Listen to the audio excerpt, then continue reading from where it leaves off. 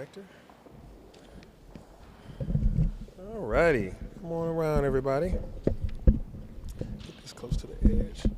Now, why did I touch this? All righty. Well, you guys could come around. It's like you're in a cafeteria line. Hey, we got.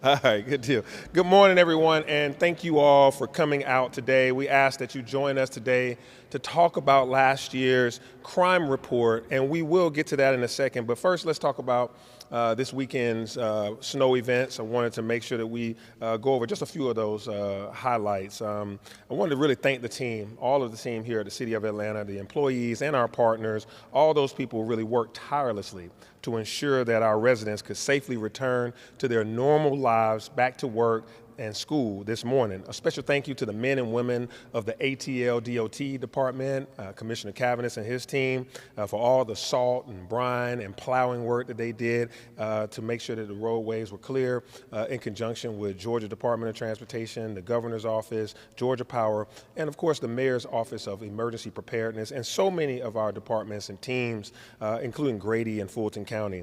Their dedication ensured that our roads were prepared for ice and snow so that people could travel today. And dozens of us were together in our Joint Operations Center for about 50 hours over 2.5 days, from 8 o'clock Thursday night to midnight Sunday, coordinating efforts to address challenges and prioritize the safety of our residents. We opened 4 warming centers to protect our most vulnerable residents, those experiencing homelessness. We accommodated more than 400 people with warm meals, beds, and essential services. We basically utilized our resources with Fulton County, our Partners for Home, Office of Constituent Services, as well as the HOPE team at the APD. Watershed repaired a number of water main breaks, 28 incidents, and they all were recovered very quickly during this snow event.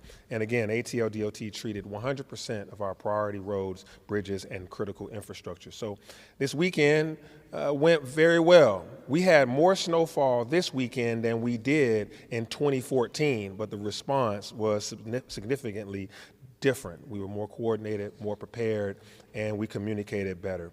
And so when I say One Safe City, it's about all of the above. This reminds us that this is not just about crime and policing, but it's also about the overall public safety and well-being of our residents.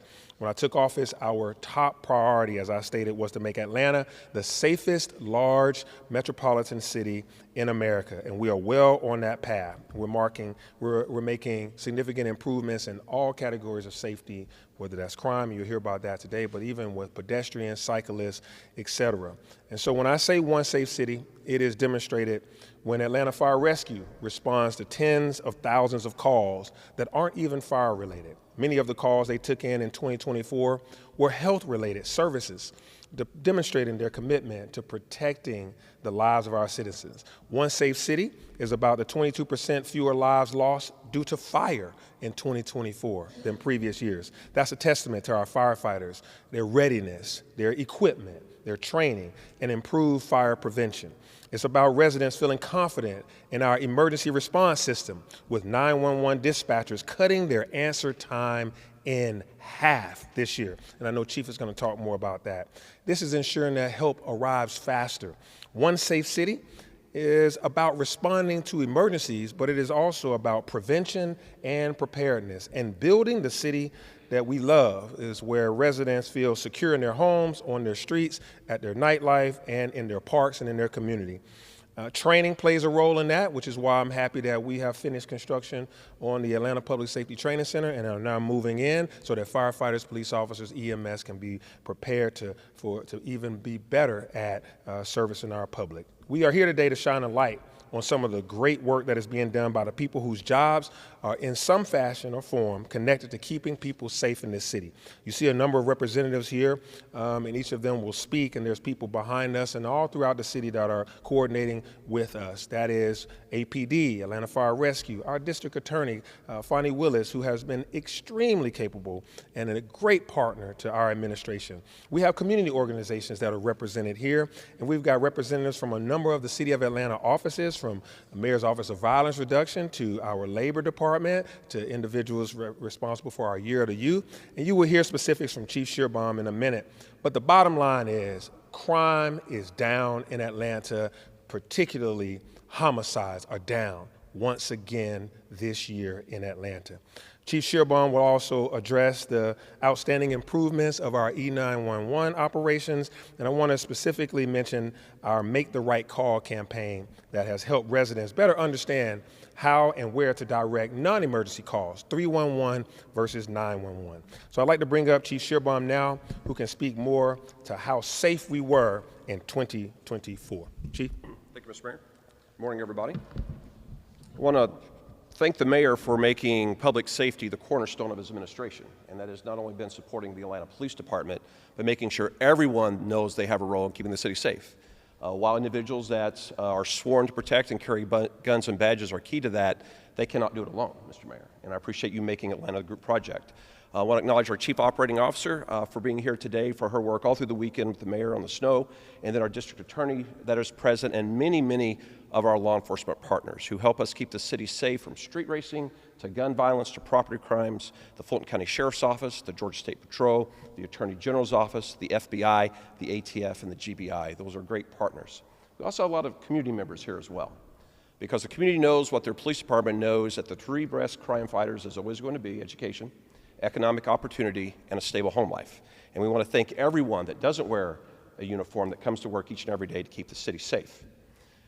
And then the men and women of the Atlanta Police Department who have worked very, very hard this year, reducing crime, building trust with the community, while they protected over 40 visits from various candidates and rallies and debates here in our city, while they protected multiple protests, protected the training center, made sure the Peach Drop was safe, and made sure that they were present in Hurricane Helene as that tropical storm hit our city. I've been impressed with them each and every day, our civilian and sworn members who are hard at work doing what you expect them to do with their police department.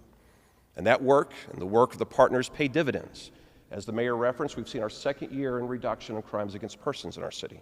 Overall crime in Atlanta is down 5% over the previous year, 8% reduction in crimes against persons, and a 5% reduction in crimes against property. I want to share some statistics with you. The number one reduced area of crime in our city last year was vehicle thefts, 29% down over the previous year. If you look at robberies, 8% reduction from 2022. Persons shot in our city down 7%, but a 19% reduction since 2022. And the area that we are very, very proud of is our reduction in homicides. For a second year in a row, homicides reduced this last year 8%, but a 26% reduction of individuals losing their lives in Atlanta, Georgia since 2022. How does that take place? It is the group project our mayor calls for and refers to. But last year, your police department and the law enforcement partners sitting behind us removed 3,137 firearms from the streets of Atlanta, many of them being possessed by felons and gang members. Every 5 days, the Atlanta Police Department shut down a drug dealing operation in this city. 73 separate drug dealing operations were shut down, ticking time bombs in neighborhoods of this city. That they were not shut down, gun violence would have presented itself. And the Madam DA, 126 individuals were charged with a gang charge, many of them multiple times, as we follow in your leadership on fighting gang violence in our city. This is only done with our partnerships from the various state and regional entities that I just mentioned.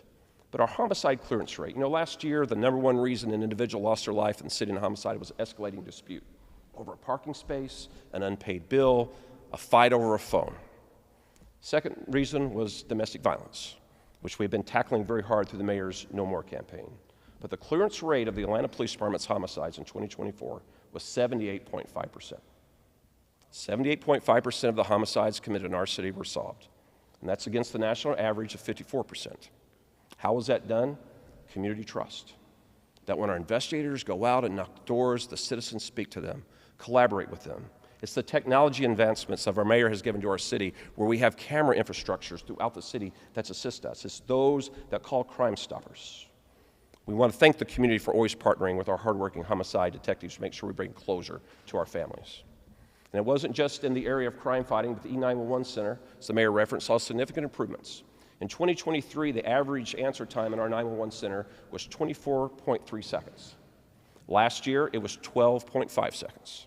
And that is with the men and women of our E911 center answering 1,277,553 calls as citizens of this city reached out and said they needed their fire department, they needed their police department, they needed their EMS. So I want to commend the work that has been there through advancing our training, process improvement, technology investments, as well as growing the staff of the E911 Center to make sure that the first responders are quickly available to our citizens.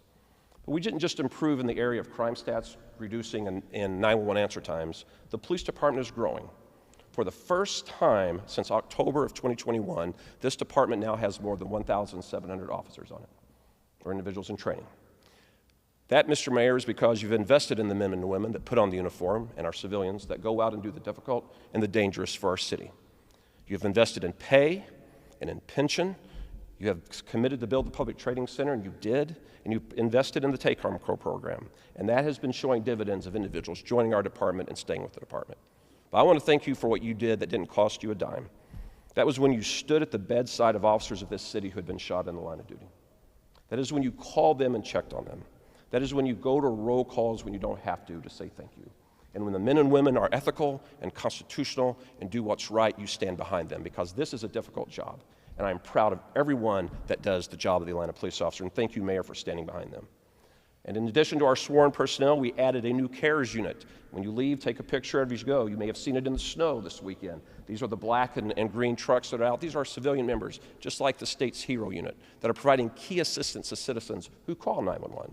Since they've been in service since July, they've responded to 2,367 calls and completed 1,608 reports. That if it were not for them, a sworn officer would have been dispatched to it, and the citizen would have had to wait longer. Another investment of our mayor this year to make sure that we are a safe city. Here's what we need from the community. We need you to please continue to, when you see something, say something. Call Crime Stoppers. Please continue to register your cameras with Connect Atlanta. We currently have 22,000 cameras registered and 20,000 integrated. Join the Mayor's No More campaign. We saw in the second half of the year the domestic violence homicides starting to drop because of the No More campaign. We need you to know who is in a dangerous and toxic relationship and help them get out of there. And put down your weapons. Be a peacemaker in your community. Be a peacemaker in your family. In just a few minutes, we're going to announce who won the Crime Reduction Award. You all are some great journalists I see around. You've probably already deduced who has won the Crime Reduction Award. But we're going to let there be a little bit of anticipation when we recognize the zone with the best reduction. And it's my privilege now to turn over to the podium our District Attorney, Bonnie Wills. Good morning and Happy New Year. Good morning. I am here to thank Mayor Dickens this morning. Your appointment of Chief Schierbaum, I have told you over and over again, it has been one of the greatest things you've done during your administration, because he has been an amazing partner with the District Attorney's Office. But I also want to recognize Chief Operating Officer LaShondra Burks and Teresa Austin Gibbons, who directs the Mayor's Youth Summer Employment Program. Those things are important because you and I have had discussions many times that it is not just about locking up the bad guys, but making sure that our children have opportunities. I am especially excited this morning that you have brought the great director, Gary Davis, here of Next Level Boys Academy. Me and him have history. We go back to my days as an assistant district attorney, and in fact, I can remember the time that he came into my office asking that a young man who was charged with armed and strategy was just working together. That seemed something pretty simplistic, right? The district attorney's office dysfunction. And so I enjoy this friendship now to solve crime and to make our safer. Last year, we have charged over 300 gang members. That effort has been a multiplier because we are removing the worst repeat offenders from our community. And we've done that in combination with the City of Atlanta Police Department, by making sure that the officers are better trained, by making sure the attorneys are better trained. We've also worked with the Atlanta Police Foundation to invigorate our tracking unit, to make sure that our judges know who the repeat offenders are, because no one should get the idea that all young men are bad or all young men of color are bad. What we find when we look at the statistics is it's the same people committing crime over and over again. And if we can remove this very small segment for our society, the rest of the community can thrive by having programs like Gary Davis's Next Level Boys Academy. We also, not just taking a tough stance on gang members and looking at repeat offenders, but my office has done something, which has created the first ever pre-indictment diversion program, so that those in our community that make small mistakes are not derailed for the rest of their lives, but in fact can get back on their feet and become productive members of society. Also, the REACH program run through the Fulton County DA's office shows children that gang members shouldn't be your heroes. Your heroes need to be people in the press, people that are in law enforcement, bankers, and great community leaders. Those are the people that we need you to look up to, and those are the people that you can actually become. But I have to mention today to you that while we are on a great trajectory to do more great things, the district attorney's office sits very concerned. And I would urge people, while I have this audience, to call your county commissioners while they are voting on their budget to make sure that law enforcement gets the dollars they need to do this work. Because the reality is, if the district attorney's office does not have the right amount of attorneys, the right amount of investigators, we cannot continue to excel and to make progress for our city. We cannot continue to enjoy a safe city. And so it requires not just a great partnership with the mayor and the City of Atlanta Police Department, but we need a partnership to begin with the Fulton County Commissioners. Thank you. Thank you. Thank you, Madam DA Fonnie Willis, and thank you, Chief Schierbaum, for your update on the crime stats and our partnership together with Fulton County, as well as all the other teams that are behind us. As you've heard, the GBI, Georgia State Patrol, ATF, the FBI, and a number of other alphabets that are back there. If I missed one, pardon me, I think the Chief covered them all. But we have these great relationships and partnerships. And thank you, Chief, for highlighting the CARES unit and the take-home car programs. Even in the snow, you think about officers being able to have a car right there to be able to get to work versus driving their personal vehicle or not being able to drive their personal vehicle because it's not good for the snow. And so it is not lost on me that creating one safe city includes and requires a whole village. That's why we have some partners joining us this morning. It's not just law enforcement that has a part to play here. We're seeing activities and alternatives, including violence reduction initiatives. Rangers have been able to focus on crime prevention and recognizing possible problematic encounters. Ultimately, we hope this program will help reduce calls to 911 when it comes to addressing quality of life and park code issues. And the results so far are looking really good. Atlanta Fire Rescue has also played a vital role in this reduction of violence and promoting public safety in the city. The new Safe Spots program is a fire rescue initiative that offers people a safe place to go if they are experiencing violence. All of the city's fire stations are safe havens, especially for anyone facing domestic violence. This is in conjunction with our No More campaign, No More Domestic Violence. And that's an important message we want the community to be aware of. Anyone fleeing violence can seek assistance with a police officer or at the fire station. And so we've seen that there is a direct correlation between some of the decreases that we've seen in crimes and our work to create constructive opportunities for our young people. Last year, 2024, was also the year of the youth in the city of Atlanta. So successful community-based programs like Midnight Basketball and Next Level Boys Academy, they really make a difference, as well as our Summer Youth Employment Program. They play a significant part. And so we'll hear more about these programs in a second, but first, we'll hear from our Chief Operating Officer, LaShondra. I heard the mayor talk about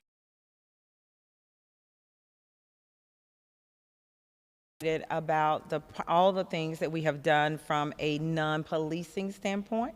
under Mayor Dickens' leadership to include, you heard him say, midnight basketball, pre-arrest diversion services, our Year of the Youth, our school break safe spaces, the city's nightlife division, summer youth employment, which you'll hear about shortly, and Atlanta's first ever Center for Diversion and Services. And there's also the Mayor's Office of Violence Reduction, which serves as the city's staff resource for violence reduction and community-based intervention and coordinates a comprehensive effort to reduce violence, especially with guns. This office has contracted with 2 nonprofit organizations who have used the Cure Violence model in order to bring down violence in the city. Specifically, the Zone 4 and Zone 1 are the spaces that we have worked in. Zone 4 has been managed by Chris 180. We have seen 112 violence interruptions in Zone 4 in the year of 2024. Individuals involved in conflict, we know, as Madam DA said, we're majority male, but we have had 39 participants to enroll and make the decision to say, I no longer want to be a part of this violence. I want help, I want support. And what we don't always realize is the impact of some of these community organizations on how they are able to prevent crimes. And so you hear from our police side the number of crimes that we have, but we don't often hear about the numbers that were prevented as a result of these organizations. The second one, Offender Alumni Association, which is in Zone 1, they have interrupted and prevented 41 incidents of gang and gun violence. 38 of the incidents were resolved with no retaliation, shootings, or deaths. They have also done what we call a safe passage program. A lot of times we see violence right when school lets out. They have partnered with Washington High School. You can see them along the corridors talking to students who are walking to the Ashby train station to make sure that they get from the school to the train station and then to home safely. You would be amazed at the violence that could happen or that used to happen in that short walk from school all the way to Ashby train station. The other place is Mays High School. They have been working very intently, canvassing right after school, engaging youth, giving out snacks, and we have seen 0 fights right outside of Mays High School in the year of 2024 as a result of their engagement. So I always want to say we appreciate our community partners, the work that they do from a non-policing standpoint, being very specific to the Cure Violence model. We do a lot of training with them. And because of the success that we have had in Zones 1 and Zone 4, we have also partnered with the Offender Alumni Association that whenever we have a citywide shooting, they go to the scene, they work with individuals to make sure that we prevent retaliation and so that we don't have another unfortunate shooting or death in our city. And with that, Mayor, I think I will turn it over to, back to you. No. You give We're going to Next Level Academy. We're going to Next Level. We're going up another notch with Gary. All right. Come on, Gary. It's good to see you. Good morning. My name is Gary Davis. I'm the founder, executive director of the Next Level Boys Academy, which is an intensive mentoring organization for youth and young adult males. Now, we have to be living under a rock not to acknowledge or understand that we have issues with our young people in the city. And one of the many unique things that we could thank Mayor Dickens for is that when he created the ATL Youth Year of the Youth, he understood that there was going to be that population of young men that needed that extra level of supervision, that extra level of support, and also consistency. And he created an opportunity for us at Pittman Park where we have an opportunity to mentor that group that's probably making the news. In these mentoring sessions, we've created a safe space for young men to be themselves. And we have the ability to tap into some of this gang intervention, gang prevention for these young men. And many of us know that all it takes is for someone to care. I was speaking with one of the chiefs of the Atlanta Fire Department this morning. He gave me a very unique story about how he got to where he was in life today. And the thing that I got out of that is that someone really cared. And that is what we do at Next Level Boys Academy. I also want to thank Madam D.A. Willis, who created an opportunity for young men out of her office because she understood that we cannot prosecute our way through the issues that we have with young men. So at Next Level Boys Academy, we do life skills, social skills, job readiness, professional development, giving these young men opportunities that they never had. And but the most important thing that we do, and that I spent a great number of hours on in 2024, is conflict resolution. If you know how to deal with an issue, you'll do better. So I want to thank Mayor Dickens and his great administration for giving us this opportunity, and we look forward to doing more work with you all. Thank you. Good morning. I'm Theresa Austin Gibbons, the Interim Commissioner for the Atlanta Department of Labor. And Mayor Dickens, I have 2 students from the SYAP Summer Program I'd like to recognize.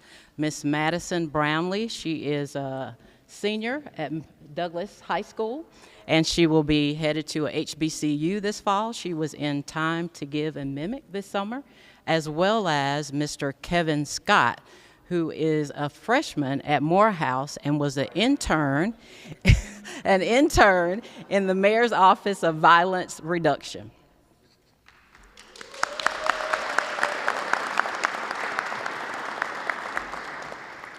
I'm excited today to join you and share the Mayor's vision for the Labor and Employment Services, how they have positively contributed not only to improved employment and labor services, but just as important, citywide public safety improvements.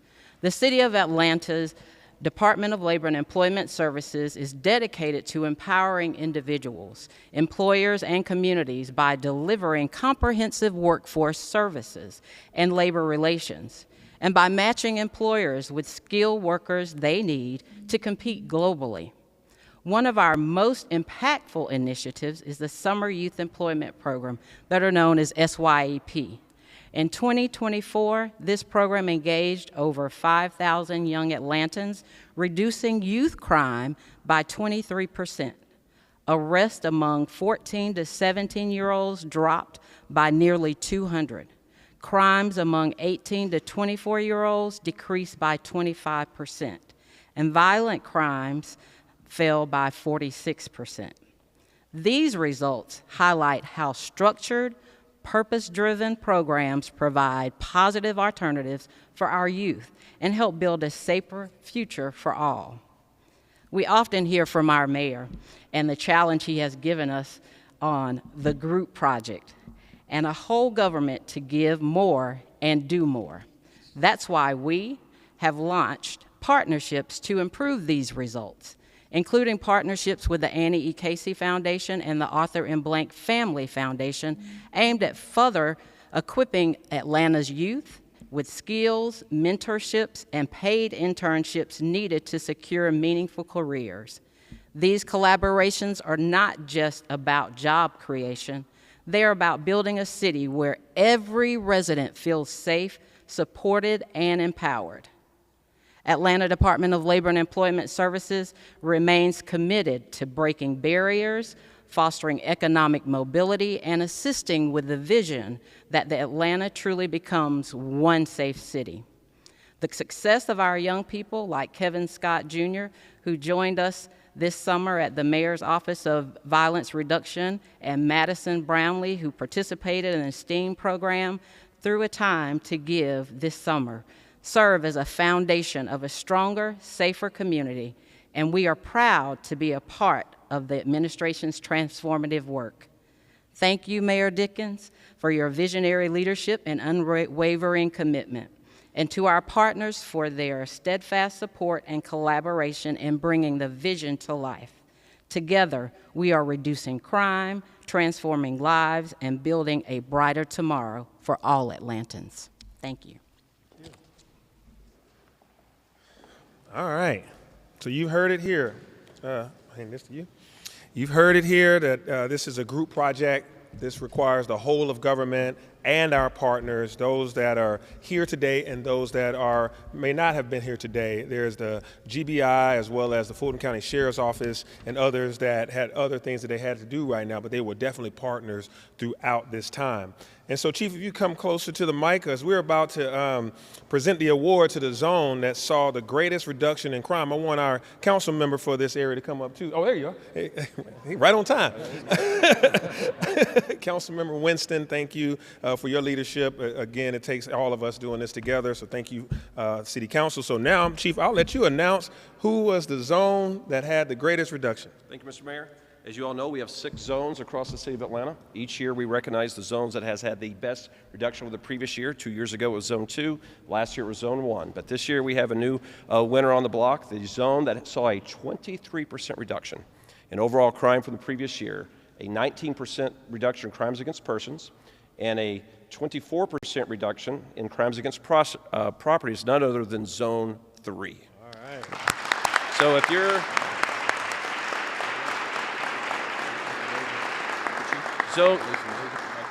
Zone 3 is led by Major Ricker and Captain Pettis, and then just an incredible group of individuals that show up 24 hours a day, 7 days a week to keep Zone 3 safe. And so I hope every neighborhood president, neighborhood watch looks for great pride, stops by and congratulates Zone 3. And thank you, Mayor, for giving us the tools we need to make sure we deliver on that commitment to Zone 3.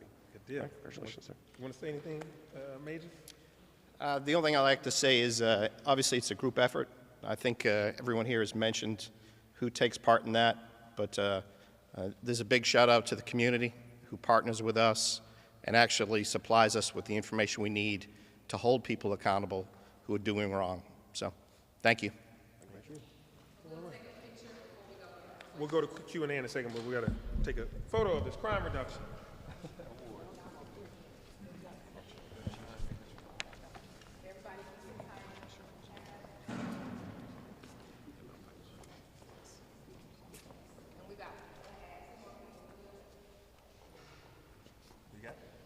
Oh, yeah, come on up.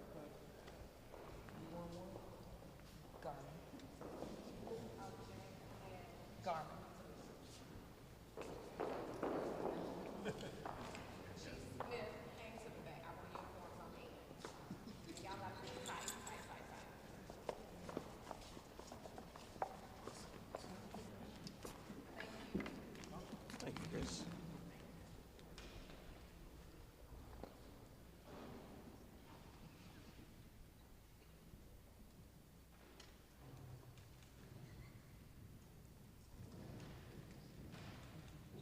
All right, everybody get a shot? Thank you. Okay, thank y'all. Thank you. We'll start on this side. Congratulations, we'll start on this side. One question, please remember that the questions are related to today's press conference. If you have questions related to CFP or any other topic, you know how to contact us, and we will have a CFP press conference on tomorrow. Did I just get closer? So. Well, we just like to hear from Zone 3, what do they Oh. think really made a difference in reducing that crime? No doubt you've been trying this for many years. All right, come on up, Zone 3. Tell us what. Well, like I said, it's a partnership with the community. I think we've used technology to our usefulness to bring that crime down. We have a lot of dedicated officers that work out of there that their main goal every day is to keep that area safe. And obviously they've done a really good job this year of doing that. That's our whole goal every day, is to make sure that the citizens don't have to deal with people out there who are looking to do them harm. When you say technology specifically, opportunities and appointments, Yeah, absolutely. As the Major said, any part of fighting crime also involves making sure that people have employees. Great question. We are not made of money.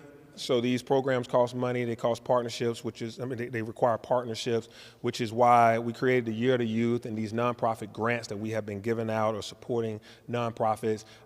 We don't have an infinite source of money, so I can't say that we're going to be able to put some exact number more towards it, but what I can say is that we are going to continue to be more coordinated, working with nonprofits that work, that do a good job. If they're serving 100 youth, we want them to serve 120 youth, and how can we do that? If they serve 200 youth, how do we help them serve 300 youth?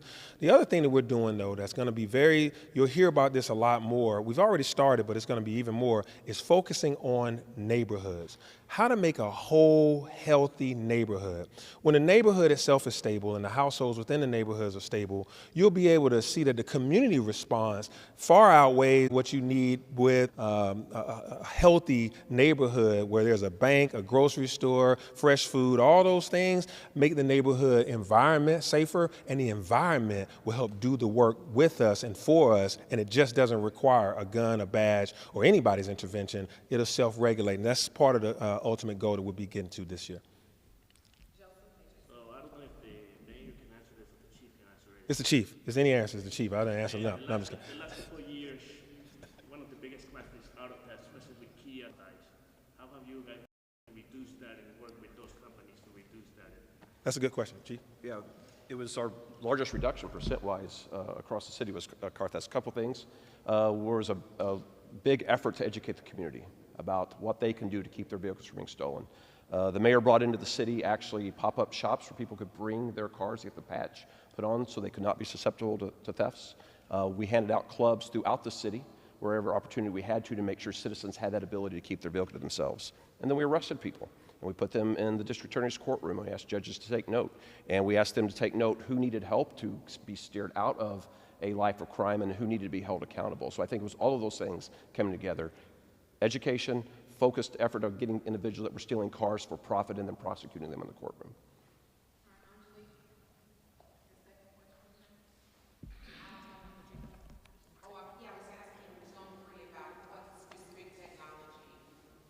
So for us, it's camera systems, and that goes for the ones that the city has, but also what the community has.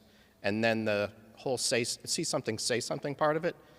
You know, we get a lot better chance of solving crimes when the community is involved, and they're the ones that are supplying the extra photos or videos of when cars are broken into, when homes are broken into, that give us a much better chance of solving those crimes. So it's made a huge difference for us.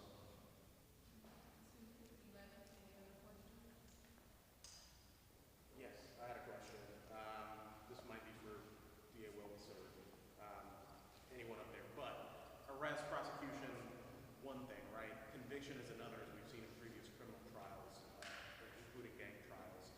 So what do you tell people still fearful that while we are seeing a reduction in crime, maybe in their neighborhood or their backyard, crime is not done away with altogether?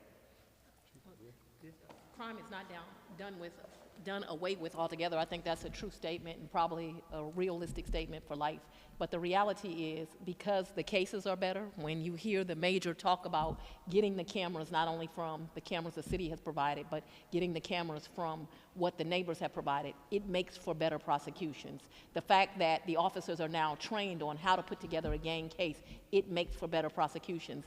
We are at about a 90% conviction rate across different types of crimes. That's homicides, that's sexual assaults, which is really unheard of in the country. But we can't take the credit. We like to take the credit as a DA's office all by ourselves, but the reason we're able to do that is because we're requiring better cases from the start.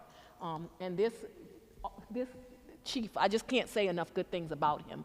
A lot of people operate in ego, and they operate in not wanting to get better and not wanting to get more advanced, but he is someone that has asked, okay, if our officers aren't doing a good job, can you bring us in for training? Can we see how to do it? Can we implement new policies, new rules? One of the areas that we're both frustrated in, and we've talked about, are domestic violence cases. So early on last year, we talked about a new method for tickets and the way that officers could record information so we could have better prosecutions in our domestic violence cases. It really is a group project, and us listening to each other of how do we get better for the community to keep us safer? So I think the community should take a lot of pride in the fact that, you know, you hear all over the country crime is down, right? Not like in Atlanta. Here it's down in the double digits. In other cities, you're talking about 3, 4, 5%. We're talking about 19, 22, 26%. And I think the community can feel that things are getting better, but they're far from perfect. I think that we would all agree that they are far from perfect. These youth initiatives, that is not just talk. It's funny that we sit in Zone 3. I cannot tell you as a murder prosecutor how many cases I came and tried right out of Newtown Circle, which is up the street, or Thomasville, or violent crimes, maybe not a homicide, but someone. Because of my 20-year history, but our youth are hungry for opportunities. And so I think that this is an opportunity for the community to try to get involved, to give our youth opportunities. When we started the REACH program 3 years ago, we had 140 students. That's all that enrolled over the Fulton County Public School System. We're now over 500. We can't keep up with the capacity or the demand for them to have other opportunities. And so we definitely need these budgets financed in a proper way so that we can provide them with opportunities. But we need the community and nonprofits like Gary Davis' program and other programs involved. And he needs to be funded so he can do the work so we can help our youth. Because they do want to do other things, and they are so capable of putting us all out of our jobs if we just show them the way. So, of course, when you guys arrest people who commit crimes, they most likely end up at the Rice Street Jail, Fulton County Jail. How are you guys helping out the sheriff's office with this, fixing the jail and helping him out with the DOJ report coming out and all that, that comes with arresting these people and putting them in jail? Yeah, I mean, you know, Rice Street, and some people were in the hallways, and so we allow the county to enter into an agreement with us